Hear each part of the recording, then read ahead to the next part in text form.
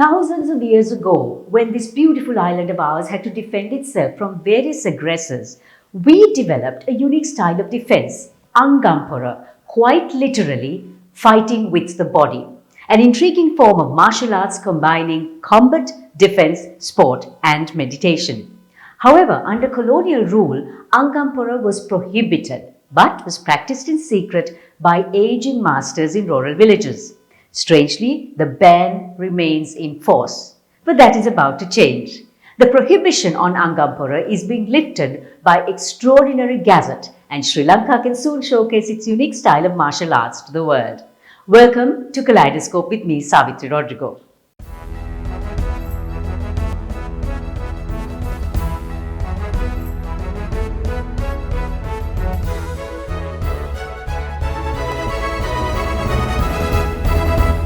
There will be a lucky dad who gets a Father's Day gift from Kaleidoscope. Plus, we graze with style. Check out the micro and SME sector. Find out about young entrepreneurs and artisanal tea. And help get midday meals for school children.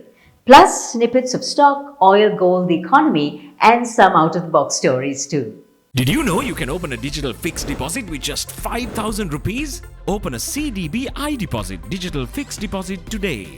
CDB, your friend. Keep us on your radar, subscribe and follow us on YouTube, Facebook, Instagram and LinkedIn. Welcoming all of you with warmth and care. Commercial Bank. Our interest is in you. It's time for a quick look at the week that was on Commercial Bank Snapshot, and we begin with some good news. Sri Lanka's listed companies' March quarter earnings year-on-year soared by 135% to 262 billion rupees. Quarter-on-quarter is up by 51%. The Sri Lankan food price tracker, the Batkari Index, records the highest ever year-on-year increase of 71% in May 2022. Poverty in Sri Lanka reaches shocking levels. The poorest 20% generate only about 17,000 rupees monthly, while 40% of families earn just 26,000 rupees. Selinco Life adds another building to the 150 student Indikola Palasa Primary School in Savanagala. Angelo Matthews becomes the first Sri Lankan to be voted the ICC Men's Player of the Month for May 2022. A first of its kind white tortoise has recently hatched in a zoo in Switzerland. New Zealand has plans to tax sheep and cattle burps, the country's biggest source of greenhouse gases, in a bid to combat climate change. A TikTok cooking duo creates the world's largest chicken nugget, weighing over 46 pounds. Welcoming all of you with warmth and care. Commercial Bank. Our interest is in you.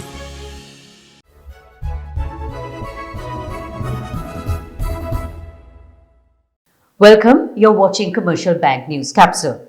The United States is to approve $120 million in new loans to expand Sri Lanka's micro, small and medium enterprises. Sri Lanka's microfinance and SME sector employs around 40% of the country's adult population, constitutes 99% of business establishments and contributes more than 20% to GDP. While the US assistance is definitely good news, import restrictions, a depreciating rupee, increasing interest rates and skyrocketing inflation makes it tough for the MSME sector to weather the storm. I checked in with Chairman of HNB Finance, Dilshan Rodrigo. Dilshan, what needs to be done in the immediate for micro and small and medium enterprises? Today, the expectations have never been this low. We need to get our basics right. Without the basics and without high-level prioritization of what is essential and importing only the essentials to support not only the basic food and pharmaceuticals, but also the raw material inputs to support these businesses, it's very difficult to get them to be able to, let alone survive before thriving. And what roles can banks play to help this sector? There is a role for banks to play to bring supply chains together through digital technology. Central Bank has recently taken a good decision to remove the interest rate caps that will encourage more formal players to come into the market and support this industry and also support financial inclusion. Another very important area would be to attract high impact investors, green funding, and support from multilateral and bilateral agencies for low-cost funding, technical assistance in areas such as value addition, training, and development. I think these are some of the key areas I think we need to focus on given where we are in the economy today. At the Colombo stock market this week, the all share price index continued its downward trend, falling by 2.5%, with the average daily turnover just barely over 1 billion rupees. WTI oil prices remained firm due to tight supplies and was trading at higher than $115 per barrel, near all-time highs. A 75 basis point rate hike by the US Federal Reserve, its largest since 1994, and a strong US dollar led to gold prices softening this week to $1,830 per ounce. In our entrepreneurial feature this week is a young woman, Pabasara Manatunga, who takes Ceylon tea to another level with her brand Samanala. She reverts to the age-old art of handcrafted tea, using traditional implements and clones to create a cuppa that's a tea connoisseur's dream. My passion is all about tea. So I thought to start a business which related to tea with the support of my family. In Samanala farm, we are producing high quality premium teas by using different tea clones. All are handmade and organic. I have given 5 female employment opportunities for my village neighbors.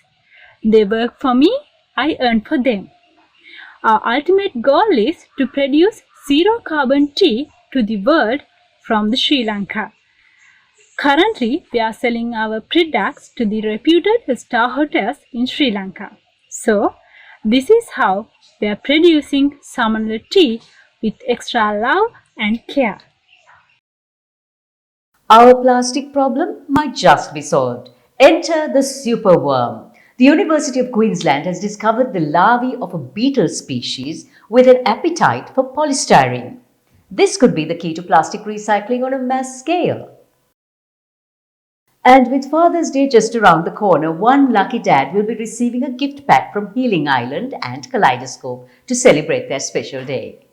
Looking to speed up your reading? Well, here's your chance. Speed reading with Sanjeev is truly invaluable. You can follow it also from absolutely anywhere in the world. Just let us know. We may gift you an entire program for free. Making all your new goals in life a reality is why our strength is your strength. With 12 billion rupees worth of customer benefits in 2020 and a life insurance fund worth over 100 billion rupees, our strength is your strength. You focus on your goals. We will take care of the risks. Srilanka Life.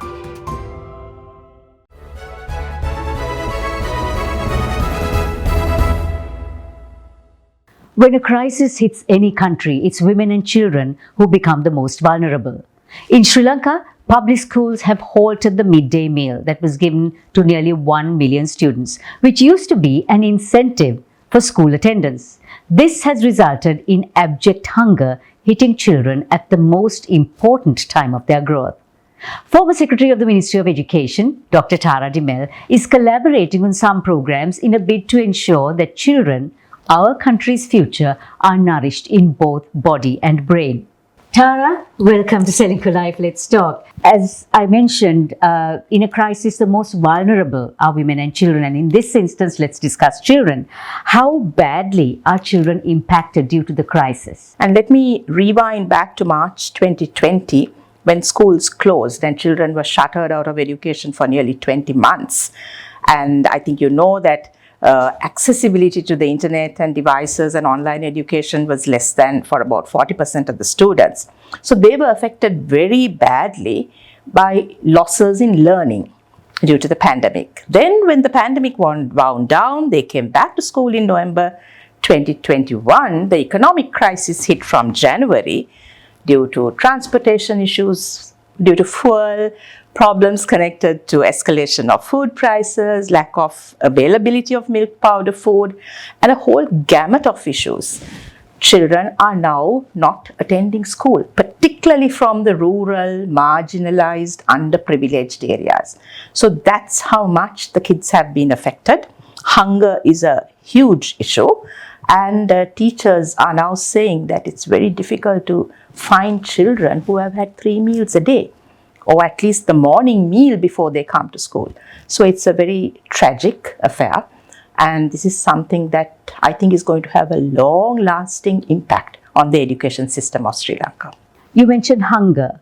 If we do look at hunger, what are the short-term and long-term implications? Children's brains grow the fastest, the most phenomenal growth in brain cell generation happens during childhood. So does learning.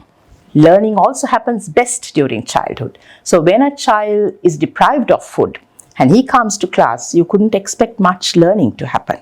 So we are going to stunt the child in terms of physical stunting or acute wasting. At the same time, we are going to stunt their learning capacity. What's going to happen long term? So they are going to grow up with a smaller capacity for understanding, smaller capacity for learning, huge learning gaps they already inherited due to the pandemic. So they are going to be a group of young people who are undereducated, underskilled, or maybe unskilled, who are going to leave school. This is the long-term answer. Enter a society that is harsher economically, as we all know, and frustrated. And who knows, they may even be tempted into sinister, violent, aggressive movements. So it's a very dangerous situation for Sri Lanka. There is no contribution towards the economic growth. In fact, it's a contribution towards the contraction of the economy, which is already happening in Sri Lanka. So you've started this community meal share project. Tell me, how does it work and how can we help? We identified some impoverished areas in the Badula district. As you know, Uva province is a very high poverty area. And also we looked at some of the areas in Jaffna, in the northern province, Jaffna education zone in particular, and one or two schools in the Angampura zone in the Colombo district. So it will be a simple menu that is suggested to the principal. The principal gets the parents in the school on rotation to prepare the meals on site. So the meals are given at least 2 or 3 times a week. We started this for 8 to 10 weeks only, but I'm really hoping that it's going to continue. So another CBO, actually it's a research organization, agro-based research organization, is very interested to do research also on this type of program. So we have launched a similar program with them. That launch will happen on the 20th of June. Again, 15 schools. Donations are coming in. I'm thrilled about it. But I am sincerely hoping it's not going to stop there. Good luck, Tara. I know it's an uphill task, but I'm sure given the project itself and the principles behind it, it will work. We don't want our generations to go back, not just in education, but in nutrition as well. So thank you very much and bless you for what you're doing. Thank you. It's a pleasure.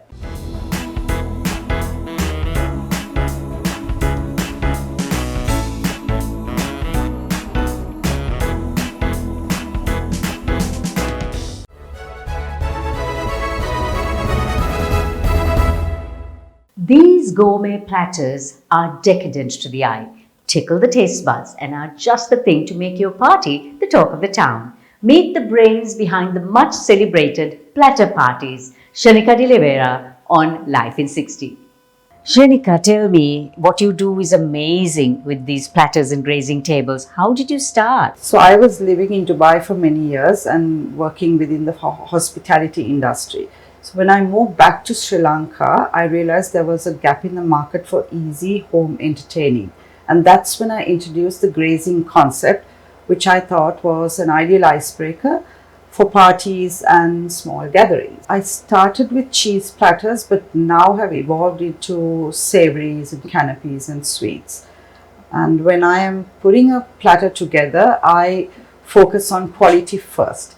Then it's all about creating vibrant and colorful abundance of gourmet delights. As for what's new on the horizon for platter parties, we plan to keep the party momentum alive.